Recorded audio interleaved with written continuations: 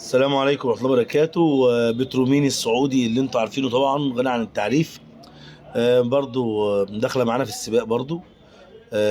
بقائمة أسعار جديدة يوم 2/4/2024. بس طبعا الأسعار اللي أنا بقولها لكم بتاعت بترومين دي زي أي شركة بقولها، دي الأسعار الرسمية، يعني ده أغلى سعر تشتري بيه. ما تشتريش أغلى من كده، لكن ممكن تشتري أرخص من كده. يعني ممكن التاجر مثلا أو بتاع الزيت بياخد خصم عالي، فالراجل ممكن يهولك منه. ممكن واحد ما بياخدش خصم، والله ييسر له الحال وييسر ده الحال. انا بقول لك على اغلى سعر. يعني انت ممكن تلاقي السعر مثلا فرق 30 40 في بعض منتجات مثلا من غاليه قوي، فرق بال 100 جنيه، ممكن وارد.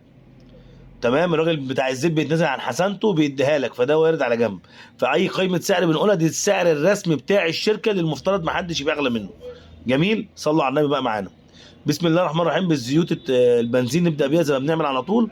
زيوت ال 10000 ال 5W40 وال 5W30 سوبر سينثيتك، عامل 1600 جنيه، وده بيمشي 10000 كيلو كويس مستريح، وزيت كويس قوي يعني.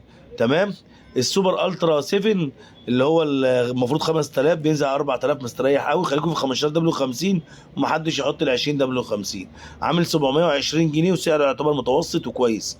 الاكسترا سوبر جيك الابيض ال 2050 طبعا المشهور النهارده ده شد خالص، معرفش شد ليه قوي كده ب 530، ومفترض ان مستواه قليل اس اف، يعني مستواه مش عالي قوي، وبينزل على 2000 ونص مستريح. ولو العربيه موديل حديث ينزل على 3 كويس برضه، بس هو 2000 2500 كويس قوي عليه.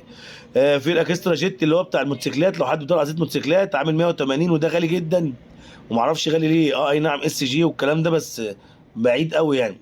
بترومين مونو عامل 415 اللي هو اللي زي التعاون ستان.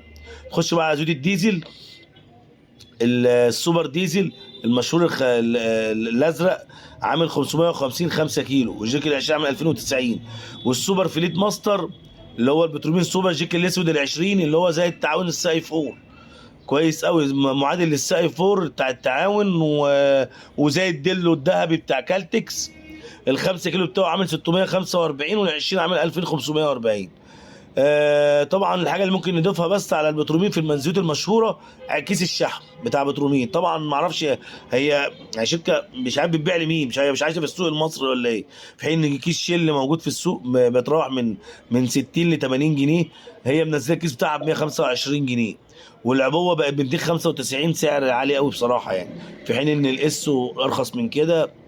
ما اعرفش هم قيموا السعر ده بناء على ايه. هو بيبقى طبعا زيت شحم هي مستورده ومحدش يقدر يعلي عليه. وشكر الله سعيكم وربنا يكون في عون الجميع.